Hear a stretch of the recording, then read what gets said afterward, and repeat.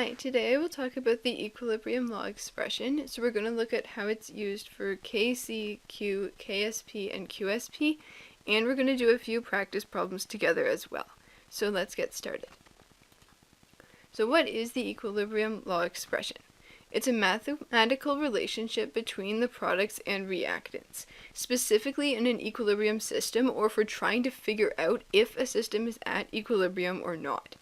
So this means that we have a chemical reaction that can go forward and backwards. So when the rate of the forward reaction equals the rate of the reverse reaction, it will create an equilibrium, where both the products and the reactants are present. And both directions of the reaction are still occurring, but because the reaction rates are equal, there is no net change in the amounts of reactants or products. So this is the actual expression right here, and it helps to look at this example chemical formula to see what's actually happening. So here we're saying that the lowercase letters are the molar coefficients, and so they go in the exponents. And these square brackets mean concentration, so that would be the concentration of the actual substances. So notice that the reactants go on the denominator, and the products go on the numerator. And something important to note is that we only include products and reactants in the gas or aqueous states. So the solids and liquids are not included in the equilibrium law expression. And that's because the concentration of gas and aqueous can change significantly throughout the reaction. So for example, the gas concentration depends on how many gas particles would be in a given volume of air, and the aqueous concentration would mean the substance is dissolved. So we can look at how many ions are present in the given volume of solution. But concentration of solids and liquids won't really change throughout the reaction because its density and molar mass doesn't really change. So we can assume that their concentrations are basically just a constant, and therefore we don't need to include it in this expression. So we would use the equilibrium law expression in two main situations. So first of all is a chemical equilibrium system, which means there's a chemical reaction with forward and reverse reactions. So for chemical equilibrium, we will have Kc and Q. And the other situation is a solubility equilibrium system. So that means there's a slightly soluble salt that's dissolving in water. And so this would involve Ksp and Qsp. So let's talk about what all of these letters represent. So first we are looking at Kc, which is called the equilibrium constant.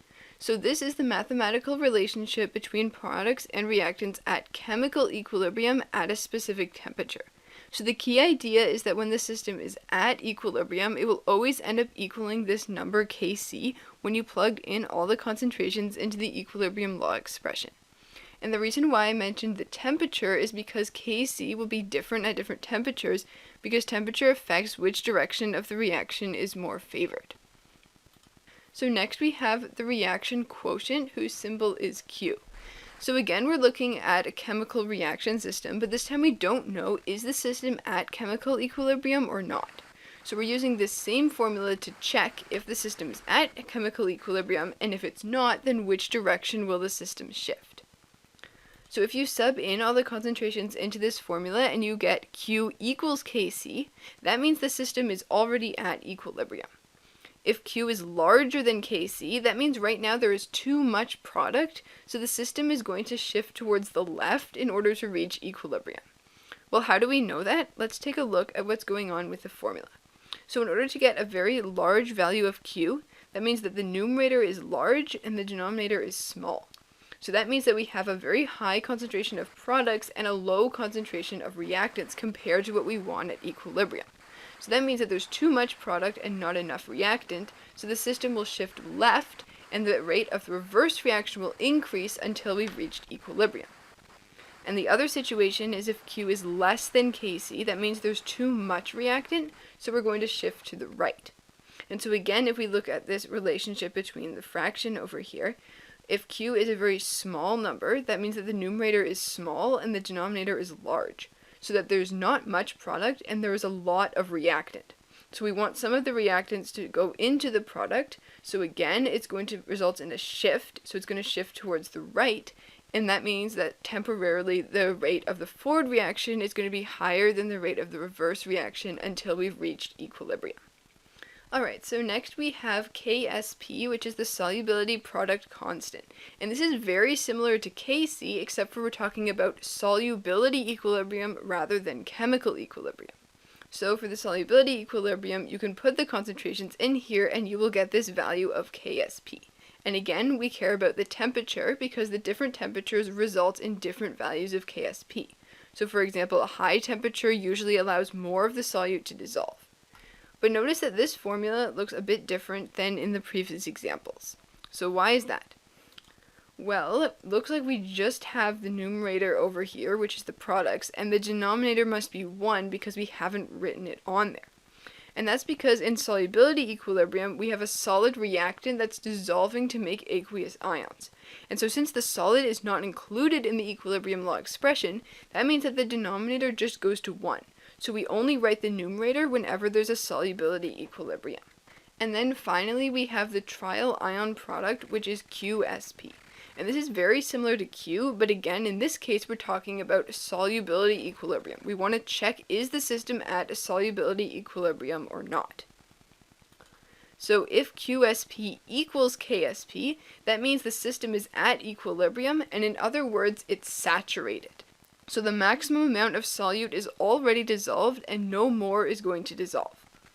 If QSP is larger than KSP, we can think about this means that there's going to be a lot more dissolved ions than at equilibrium. So in other words, it's oversaturated. There are too many dissolved ions, so some of the ions are going to come together and form a solid precipitate in the solution. And finally, if QSP is less than KSP, that means it's unsaturated, so more solute will continue to dissolve, because you can see that there's less dissolved ions than what we would have at equilibrium. Okay, so now let's do two practice problems together. So example 1, what is the equilibrium constant Kc at 500 degrees Celsius for the reaction of hydrogen gas and nitrogen gas to form ammonia gas? And the given information is the concentration of hydrogen gas is 2.10 moles per liter, the concentration of nitrogen gas is 0.300 moles per liter, and the concentration of ammonia is 0.409 moles per liter at equilibrium. So notice first of all that the temperature is specified here, and that's because you would get a different value of Kc if we were increasing or decreasing the temperature. So the main goal here is to use the equilibrium law expression to figure out the value of Kc using all of this given information. So usually a good first step is to set up our chemical reaction with the balanced equation. So here it says we have hydrogen gas and nitrogen gas are reacting to form ammonia gas, and make sure that you put the subscript 2 because hydrogen and nitrogen are both diatomic gases. And then this over here is the formula for ammonia. And right now it's not balanced because you'll notice we have different amounts of hydrogen and nitrogen atoms on both sides of the equation. So in order to get 2 nitrogen atoms on both sides, I can multiply ammonia by 2. So I'll put that out front. And so now we have 6 hydrogen atoms here. So if we multiply this by 3, then we have 6 on both sides. And then I'll also just put the coefficient of 1 over here just to make it clear when we're subbing in our values into the equilibrium law expression. But that is not a necessary step if you don't want to put the 1 coefficients in front. And so since it wants us to find Kc, I'm going to put the general formula for Kc over here. So you might remember in some of the previous examples, we also had another product D that I'd written on the numerator. But in this case, since we only have one product, I'm only going to put one substance on the numerator. So you can change how many things are in the numerator and denominator depending on what's going on in this specific example. And so remember that the capital letters in brackets represent concentrations of the substances, which were given in the question, and the lowercase letters represent the molar coefficients, which we just found here. So we have all the information that we need. So in the numerator, that's the product, so that's ammonia. So here's the concentration of ammonia, we can sub that in, and its molar coefficient is 2. And then on the denominator, we have hydrogen and nitrogen, so I'll put their concentrations in there as well, and then I'll put their corresponding molar coefficients up in the exponents. So when I put this onto my calculator, I got Kc is approximately 6.02 times 10 to the negative 2. So notice I've rounded to 3 sig figs because all the numbers in the question were 3 sig figs. And also notice that I haven't put any units. That's because we could have many different possibilities of exponents and how many things are multiplying depending on the chemical reaction, so you're going to end up with different units in different situations. So to make it simple, we usually don't write any units when we're dealing with Kc. So let's review, what does this value actually represent? It's the relationship between the products and the reactants in this chemical reaction at equilibrium, specifically at 500 degrees Celsius. And since this is a relatively small number, it means the reverse reaction is more favored than the forward reaction, because you'll notice that there must be a higher concentration of reactants, meaning that the denominator is larger while the numerator is smaller. So let's do another practice problem together.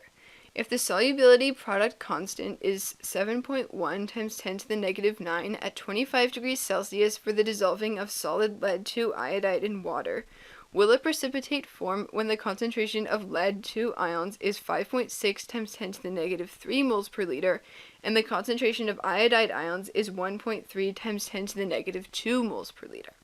So here the goal is to figure out, will a precipitate form when we're doing this dissolving? And so a good way to figure that out is using QSP to see, is the system at equilibrium or not? So again, let's start by writing a balanced chemical equation. This is not actually a chemical reaction because it's dissolving rather than reacting, but we can still write the equation in the same way.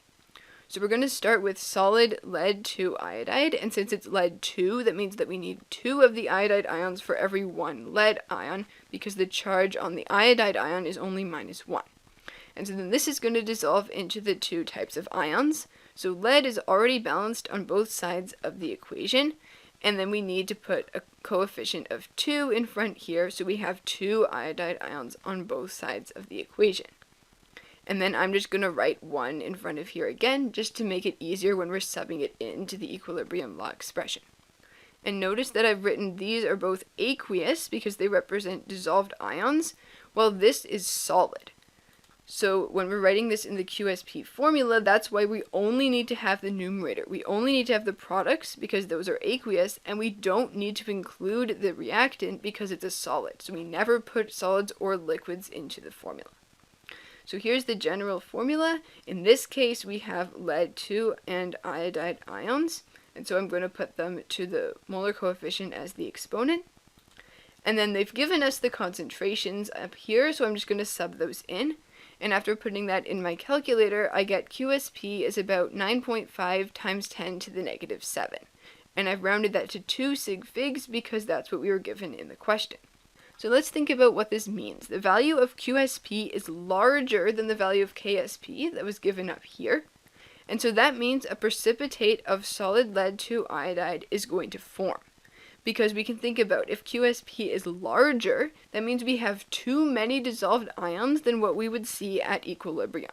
So some of the ions are going to form into a precipitate because this is an oversaturated solution. Okay, that's all for this video. Thank you for watching, and I hope this gave you a better understanding of the equilibrium law expression.